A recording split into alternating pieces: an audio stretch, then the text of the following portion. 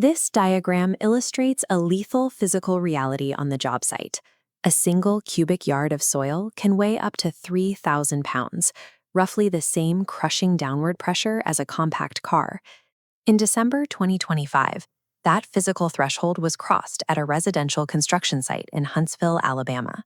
45-year-old Enrique Chubb Cow was shoveling gravel inside a trench 10 feet deep when the steep, unprotected dirt walls gave way.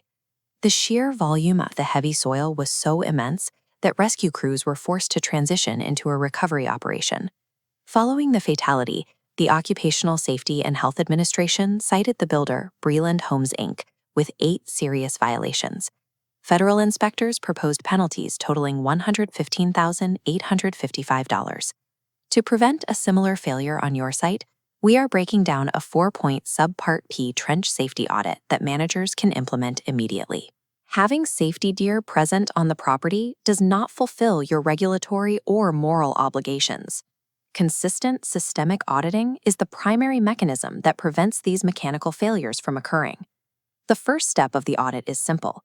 Any trench reaching 5 feet or deeper must have a certified protective system in place before a worker enters.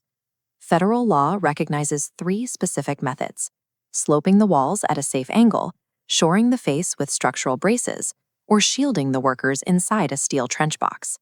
In the Breland Homes incident, a trench box was physically present on the site, yet the worker was directed to shovel gravel outside of its steel walls. Your audit must confirm that crews remain strictly within the protected zone. If the workflow requires moving beyond the shield, the crew must be pulled and the box must be repositioned.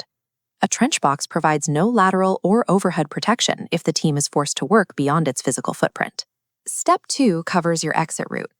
A ladder, ramp, or stairway must be positioned within 25 lateral feet of every person in the trench. Proximity alone is not enough. OSHA cited the Huntsville site for permitting the use of a structurally damaged ladder as the primary means of egress. Minor soil shifts, or sloughs, place immediate stress on access equipment. If a worker puts their full weight on a cracked aluminum rail during a shift, the gear can buckle instantly.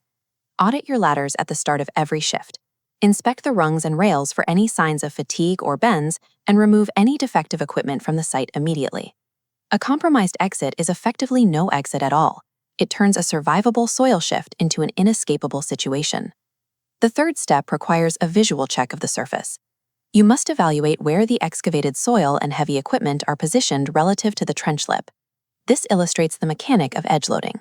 Placing thousands of pounds of dirt directly on the edge creates intense downward pressure that pushes the soil face laterally into the trench. This pressure leads to structural shear, causing the entire wall to fail and fill the excavation in seconds. Operators must push all excavated material at least 2 feet back from the edge to keep this weight off the vertical wall. Soil mechanics are unforgiving.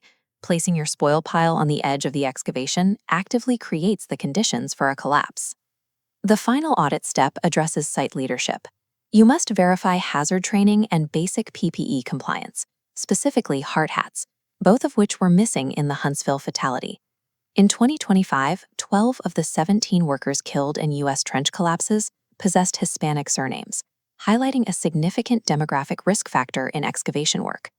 Safety protocols fail to protect the crew if they are delivered in a language the workers do not understand. Hazard recognition and daily toolbox talks must be provided in the native language of the site workers.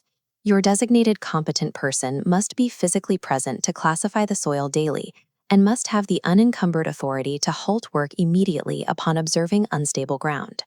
Steel trench boxes and shoring systems are only effective when used under the guidance of an empowered supervisor who can communicate clearly with every person on the line.